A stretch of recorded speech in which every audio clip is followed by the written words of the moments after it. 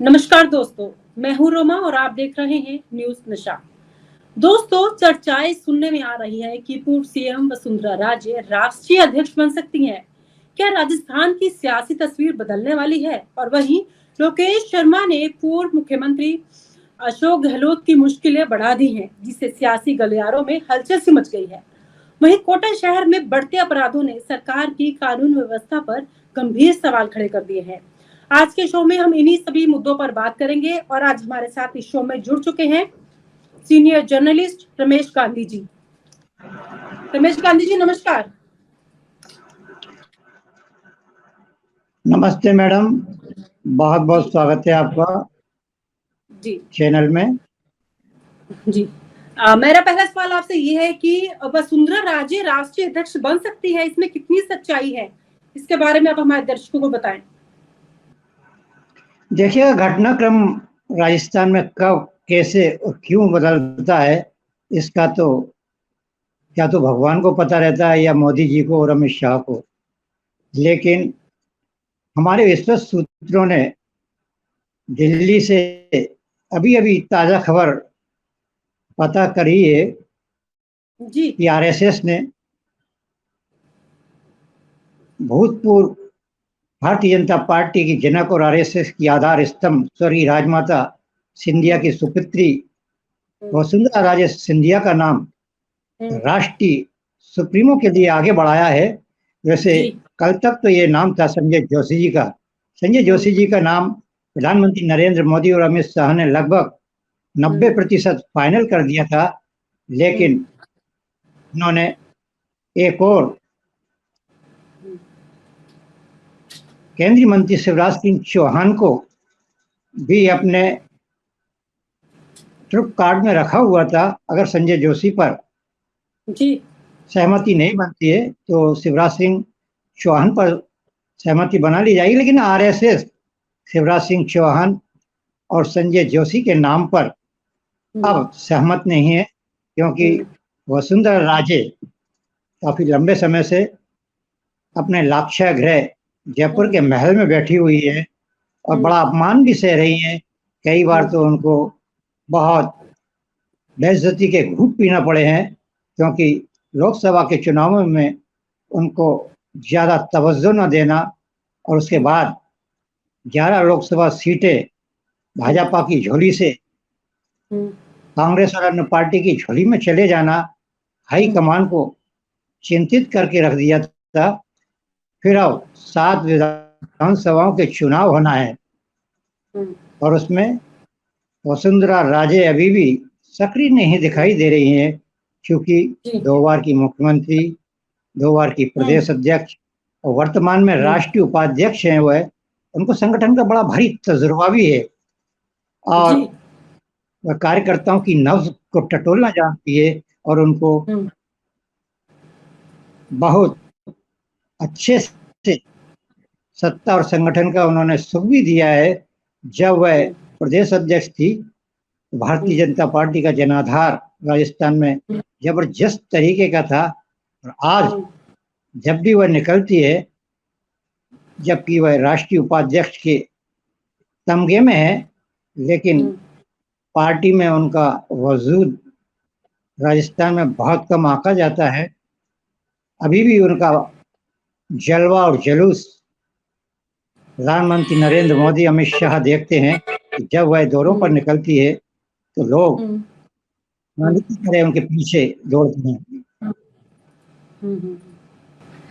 वसुंधरा राजे को राजनीति का बहुत बड़ा एक्सपीरियंस है और काफी सीनियर पदों पर वो रह चुकी हैं। अगर वो राष्ट्रीय अध्यक्ष बनती है तो क्या इससे बीजेपी में कोई अंदरूनी बदलाव देखने को मिल सकता है? वसुंधरा राजे अगर बनती है तो राष्ट्रीय स्तर पर केंद्रीय मंत्री नितिन गडकरी, राजनाथ सिंह और अन्य लोग जो अंदरूनी अमित शाह और प्रधानमंत्री नरेंद्र मोदी की हिटलरशाही से पीड़ित हैं, वह वसुंधरा के माध्यम से सारे देश में और विशेषकर राजस्थान में अपने गुट को मजबूत करेंगे। राजस्थान की राजनीति में उनके राष्ट्रीय अध्यक्ष बनने से क्या फर्क पड़ेगा, क्या बदलाव देखे जाएंगे? राजस्थान की राजनीति में उनके राष्ट्रीय अध्यक्ष बनने से सबसे पहला बदलाव तो ये देखा जाएगा कि राजस्थान की मरुधरा से कोई महिला पहली बार राष्ट्रीय अध्यक्ष बन रही है। दूसरा, उनके तजुर्बों को पार्टी बहुत बखूबी जानती है, लेकिन गुटबाजी में उनको पिछले कई वर्षों से नजरअंदाज कर रखा है। प्रतिभा है, व्यक्तित्व है और कार्यकर्ता और वोटरों को खींचने का उनमें आकर्षण भी है। इसलिए अब हाईकमान भी सोचने लगा है कि कब तक दो दो हाथ वसुंधरा से किए जाएंगे। अब वह उनसे समझौते करने के मूड में है और उनको राष्ट्रीय अध्यक्ष बनाने के लिए वह आरएसएस की सहमति से शायद मोहर लगा सकते हैं। जी, अब मेरा अगला सवाल आपसे ये है कि जो लोग जो अभी खबर सुनने में आ रही है कि लोकेश शर्मा ने पूर्व सीएम गहलोत जी की मुश्किलें बढ़ा दी हैं, आखिर क्या है ये पूरा मामला, कौन सी परेशानियां बढ़ा दी हैं, इस पर आप बताएं। देखिएगा, समय परिवर्तनशील है, पृथ्वी गतिशील है। जिस प्रकार दिन के बाद रात और रात के बाद दिन आता है, उसी क्रम में कोई जमाना था जब उप मुख्यमंत्री सचिन पायलट और उनके विधायकों ने बगावत की थी और अशोक गहलोत ने उन पर नकेल कसने के लिए अपने ओएसडी प्यादे लोकेश शर्मा का भरपूर उपयोग किया था, क्योंकि लोकेश शर्मा की राजस्थान की मीडिया और दिल्ली की मीडिया पर अच्छी पकड़ थी। इसलिए उन्होंने सचिन पायलट को बदनाम करने ना जाने कितने हथकंडे अपनाए थे और सचिन पायलट के टेलीफोन, उनके विधायकों के टेलीफोन और उनके कार्यकर्ताओं तक के टेलीफोन उन्होंने टेप करवाए थे। वह टेप कांड काफी गूंजा, जिसमें उन्होंने तत्कालीन केंद्रीय मंत्री गजेंद्र सिंह शेखावत को हॉर्स ट्रेडिंग के लिए जिम्मेदार ठहराया था, राजेंद्र राठौर को भी ठहराया था। लेकिन समय ने फिर करवट ली है और गजेंद्र सिंह शेखावत ने दिल्ली में क्राइम ब्रांच में एक मुकदमा दर्ज कराया था लोकेश शर्मा के खिलाफ कि इन्होंने जो टेप कांड की सीडियां अखबार नवीसों को और अन्य राजनेताओं को बांटी है, वो किसके इशारे पर बांटी और ये सीडी कहां से आई है, ये सीडी की किसने रचना रची है और टेलीफोन की अनुमति किसने दी है। विश्वस्त सूत्रों का तो ये भी कहना था, उस समय हमने समीक्षा भी की थी और हम ये भी बता रहे थे कि राकेश राका जो सीएम गहलोत के चीफ सेक्रेटरी हुआ करते थे और डीजीपी और गृह विभाग के सचिव, सारे लोगों ने मिलकर ये योजना बनाई थी जिसमें एसआईटी के राठौर साहब भी सम्मिलित थे। लेकिन सने सने ये घटनाक्रम बदलता गया और लोकेश शर्मा बहुत महत्वाकांक्षी व्यक्ति है। उसने बीकानेर से विधायक का टिकट भी मांगा था, लेकिन गहलोत ने उसको नहीं दिया और 5-6 महीने से उसकी उपेक्षा की जा रही थी। इसलिए उसने मौका पाकर कल सीआईडी क्राइम ब्रांच ने उसे तलब किया था, तो उसने सारे तथ्यों से 7 पन्नों की अपनी लिखित बयानों की प्रतिलिपि और कई महत्वपूर्ण दस्तावेज और जानकारी दिल्ली क्राइम ब्रांच को सौंपी है। जी, मेरा अगला सवाल आपसे ये है कि क्या कांग्रेस पार्टी में राजस्थान में कुछ उठापटक चल रही है, कुछ गुटबाजी चल रही है क्या, इसके बारे में बताएं आप। सबसे बड़ा मोहरा तो सचिन पायलट ने लोकेश शर्मा को पटाकर ये सारा जो पर्दे के पीछे खेल चल रहा है वो सचिन पायलट का है और सचिन पायलट ने लोकेश शर्मा पर हाथ रख दिया है और अशोक गहलोत को नस्ता नाबूद करने के लिए, उनको बदनाम करने के लिए ये लोकेश शर्मा के कंधे पर धरकर राजनीतिक बंदूक की गोलियां चलवा रहे हैं। देखना अब यह है कि लोकेश शर्मा या पूर्व मुख्यमंत्री अशोक गहलोत इस प्रकरण में मुलजिम बनते हैं या नहीं। जी, चलिए अब अगले मुद्दे पे बात करते हैं कि कोटा शहर में अपराधों की ना जैसे बाढ़ सी आ गई है, एक के बाद एक अपराध होते ही जा रहे हैं। आखिर क्या रीजन है इसके पीछे?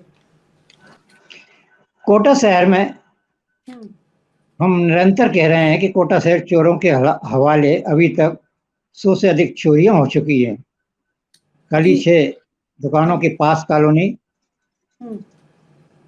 में ताले टूटे हैं और कल ही रात्रि को 3 बजे कुछ बदमाशों ने मकरा थाने इलाके के अंतर्गत एक मुस्लिम के घर में रात्रि को 3 बजे घुसकर गोलियां चलाई हैं और गोलियों के खोखे उनके मकानों से पुलिस ने बरामद भी किए हैं, लेकिन इन बदमाशों ने उनके वफादार जानवर उनके डॉगी को भी गोली मार दी है। उसकी घटना स्थल पर मौत हो गई है और उस डॉगी ने अपनी वफादारी का परिचय देते हुए अपने मालिकों को एक को भी गोली नहीं लगने दी और अपनी जान की बलि दे दी। जी जी। अब कोटा शहर में ये जो अपराध हैं वो दिन ब दिन बढ़ते जा रहे हैं। क्या राज्य सरकार द्वारा कोई कदम नहीं उठाए जाते क्या? कोटा शहर में अपराधों का ग्राफ देखा जाए तो काफी ऊपर उठ रहा है। आईजी रवि दत्त गौड़ और एसपी अमृता दोहन इन अपराधों पर अंकुश भी लगाए हुए हैं। अपराधी पकड़े भी जाते हैं, लेकिन कुछ पुलिस के अफसर और कुछ पुलिस के सिपाही जिनके मधुर संबंध तस्करों से, बजरी तस्करों से, सटोरियों से और अवैध पिस्टल सप्लायरों से हैं, वह अपने स्वार्थ की पूर्ति न होने के कारण, उनकी पोस्टिंग मलाईदार जगह न होने के कारण वह अपने गुंडों के मार्फत शहर में भय और आतंक का वातावरण बनाते हैं, जिससे सूबे के मुख्यमंत्री और डीजीपी हिले, सूबे के आला अफसर हिले, रेंज के आईजी और एसपी हिले और उनकी पूछ परख हो। ये घटनाक्रम पर्दे के पीछे बताया जा रहा है। जी जी, बिल्कुल, बहुत सही कहा आपने। हमने तीनों ही मुद्दों पर बहुत गहनता से आपसे बातचीत की और राजस्थान की राजनीति में चल रही हलचलों को जाना। फिलहाल अभी के लिए प्रोग्राम को यहीं फिनिश करते हैं। आप प्रोग्राम में जुड़े, आपका बहुत बहुत धन्यवाद। नमस्कार। और आप हमसे जुड़े रहने के लिए सब्सक्राइब करें YouTube पर, फॉलो करें Twitter पर और लाइक करें Facebook पर। और ज्यादा जानकारी के लिए आपको टाइप करना होगा सिर्फ न्यूज नशा।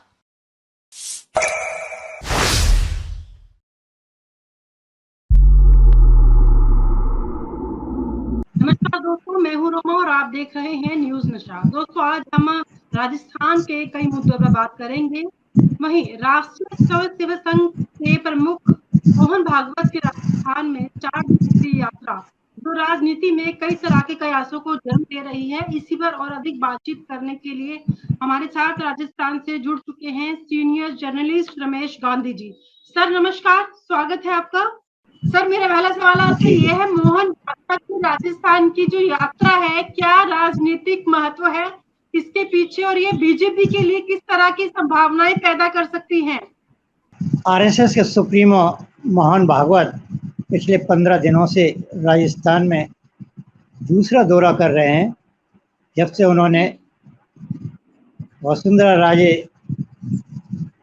सिंधिया का नाम राष्ट्रीय अध्यक्ष के रूप में चलाया है, उसके बाद वह अचानक 4 दिवसीय दौरे पर उनके सुपुत्र सांसद दुष्यंत सिंह और पूर्व मुख्यमंत्री वसुंधरा राजे के गृहनगर बारा में डेरा डाले हुए हैं और वह आरएसएस के प्रमुखों और स्वयं सेवकों की मीटिंग ले रहे हैं। कल भी उन्होंने मीटिंग ली है और आज भी मीटिंग ले रहे हैं।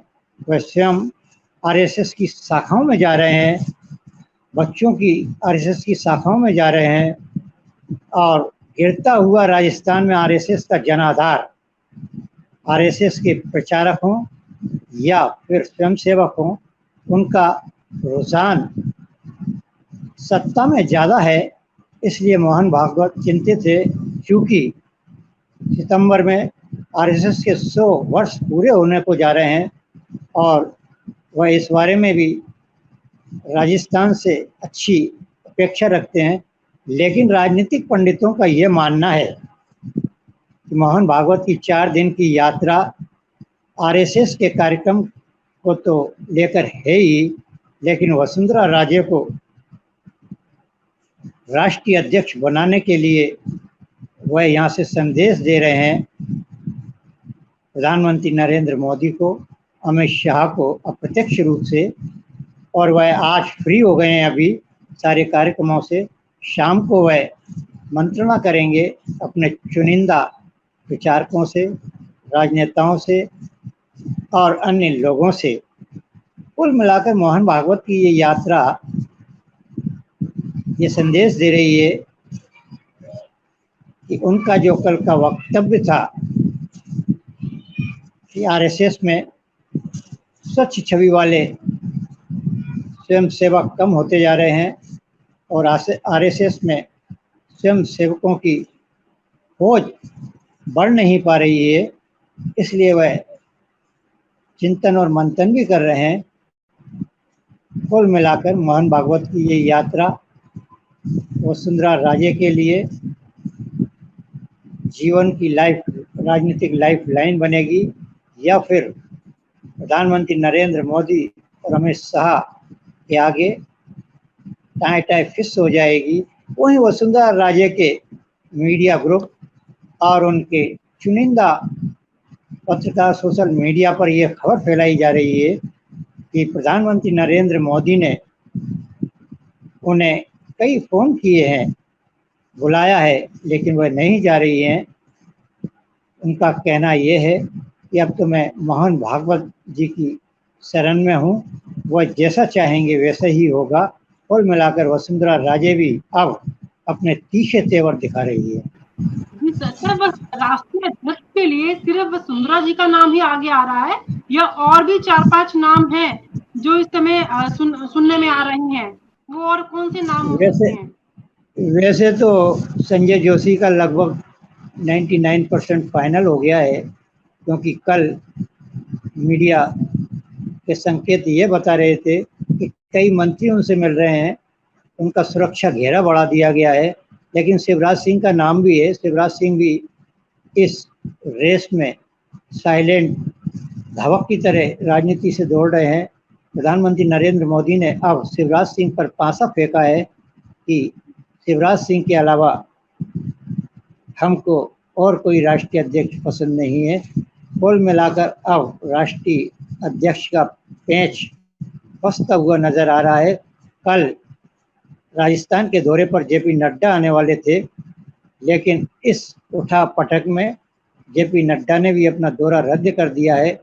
अब वह परसों वर्चुअल मीटिंग से पार्टी के प्रदेश सुप्रीमो, भूतपूर्व सांसदों, विधायकों और पन्ना प्रमुखों और ब्लॉक के पदाधिकारी और जिला पदाधिकारियों को संबोधित करेंगे। जी सर, सुनने में आ रहा है कि हेमा मालिनी भी इस समय राजस्थान में है। आखिर क्यों पहुंची है वो राजस्थान?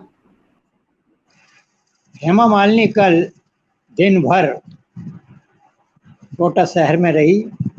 कल वह 11 बजे कोटा के हवाई अड्डे पर उतरी थी और वहां से सीधे वह उम्मेद पैलेस भवन गई। वहां उन्होंने अपने सारे दिन की दिनचर्या की। दोपहर को उन्होंने मीडिया को बुलाकर अखबार नवीसों से गुफ्तगू भी की। उनके दिल का दर्द जब झलका, जब दादा पाल के अवार्ड उनके पतिदेव धर्मेंद्र को नहीं दिया गया और उनके जूनियर आर्टिस्ट मिथुन चक्रवर्ती को दे दिया गया। हालांकि उन्होंने मिथुन चक्रवर्ती की भारी मन से तो प्रशंसा की है, लेकिन अंतर की पीड़ा को उन्होंने मीडिया के सामने उजागर किया है। मेरे पति को 15 सालों से अभी तक दादा फाल्के अवार्ड नहीं दिया गया है। वहीं उन्होंने लाखों रुपए लेके मेले के भव्य उद्घाटन में भरतनाट्यम की, शिव और दुर्गा की प्रस्तुति भी दी है, जिसे वहाँ हजारों लोग थे। 10% लोग इस भरतनाट्यम को समझते हैं और इस हाई फाई संगीत और नृत्य को लोगों ने केवल निहारा, ना तो उनके दिमाग में कुछ बैठा और ना वो समझ पाए। वह तो अपने अपने स्थानों से हेमा मालिनी से गानों की फरियाद करते रहे, गानों की फरमाइश करते रहे। कुल मिलाकर हेमा मालिनी के एक दिवसीय दौरे से हाड़ौती मेले में क्या खोया और क्या पाया, इसका राजनीतिक पंडित और पत्रकार यही विश्लेषण कर रहे हैं। एक खबर और है जिसके बारे में मैं कल आपसे वार्तालाप करना चाह रही थी, लेकिन आपके पास समय नहीं था। वो मैं आज आपसे पूछना चाहूंगी। राजस्थान के कई रेलवे स्टेशन को धमकी मिली थी, आखिर कितनी सच्चाई है इसमें और क्या मामला है, इसके बारे में आप बताएं हमारे दर्शकों को। जी हाँ, ये तो फेक न्यूज़ थी। बूंदी में भी काफ़ी पुलिस अलर्ट रही और कोटा के स्टेशन पे भी रही, जयपुर के पे भी रही। कुल मिलाकर कुछ शरारती तत्व ऐसी हरकतें कर देते हैं। त्यौहार का टाइम चल रहा है, पुलिस का ध्यान खींचने के लिए ऐसे झूठे SMS, झूठे फ़ोन, झूठे लेटर डाल देते हैं, जिससे जिला प्रशासन को सिरदर्द पैदा हो जाता है। जी सर, राजस्थान की तमाम अपडेट्स के लिए आपका बहुत बहुत शुक्रिया। आप बहुत वहीं एक और ज्वलंत मुद्दे पे मैं बताना चाहूँगा कि कोटा के हवाई अड्डे की शुरुआत होने वाली है, लेकिन उसमें पहले ही विघ्न आ गया है। वहाँ 600 वर्ष पुरानी महाराजा सूरजमल की छतरी थी, जिसे कोटा विकास प्राधिकरण ने बिना गांव वालों से और बूंदी रियासत और कोटा रियासत के भूतपूर्व राजा महाराजाओं से और जमींदारों से रायशुमारी नहीं करते हुए उसे ध्वस्त कर दिए और उसका प्रबल विरोध हुआ है। कोटा और बूंदी में उसको भांपकर स्पीकर ओम बिरला भी 3 दिवसीय दौरे पर कोटा में हैं।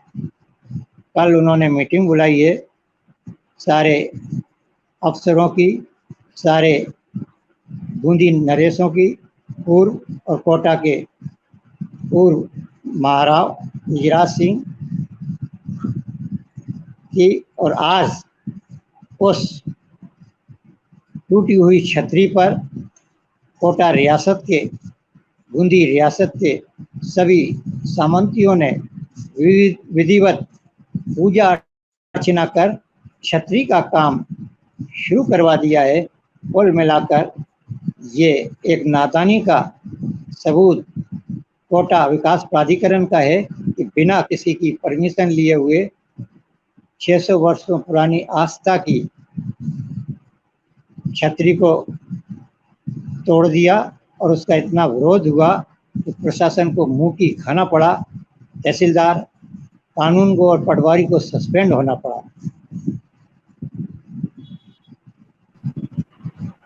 सर, इसके अलावा कुछ और अपडेट? उसके अलावा सबसे बड़ा अपडेट ये है कि कोटा शहर में इस समय चल रहा है डेंगू का जबरदस्त प्रकोप, और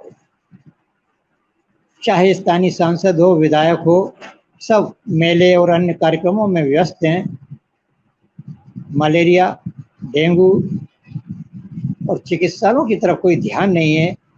कुछ दिन पूर्व एक नर्स ने भी डेंगू से दम तोड़ा था और एक बालक जो कल बीमार था उसे डॉक्टर ने गलत इंजेक्शन दे दिया, आज उसने भी दम तोड़ दिया है। कुछ हंगामा हुआ है और परिजन उसकी लाश को मॉर्चरी में रखकर हंगामा कर रहे हैं और मांग कर रहे हैं कि डॉक्टर को गिरफ्तार किया जाए और मृतक के युवा जो कि 20-22 वर्ष का तरुण है उसके परिजनों को मुआवजा दिया जाए और क्लिनिक को सील किया जाए, क्योंकि कोटा शहर में झोले छाप डॉक्टरों के कारण कई लोग अकारण काल के गाल में समाते जा रहे हैं। गिरफ्तारी हुई अभी तक? अभी तो हंगामा चल रहा है, देखो क्या प्रशासन करवाता है। अभी तो गिरफ्तारी तो नहीं हुई है, अभी तो ये तथ्य सामने आ रहे हैं। प्रशासन भी समझाइश कर रहा है कि कार्रवाई की जाएगी, लेकिन परिजन लिखित में आश्वासन मांगना चाहते हैं। जी, बहुत बहुत शुक्रिया सर तमाम जानकारी के लिए। और आप हमसे जुड़े रहने के लिए सब्सक्राइब करें YouTube पर, फॉलो करें Twitter पर और लाइक करें Facebook पर। और ज्यादा जानकारी के लिए आपको टाइप करना होगा सिर्फ न्यूज़ नशा।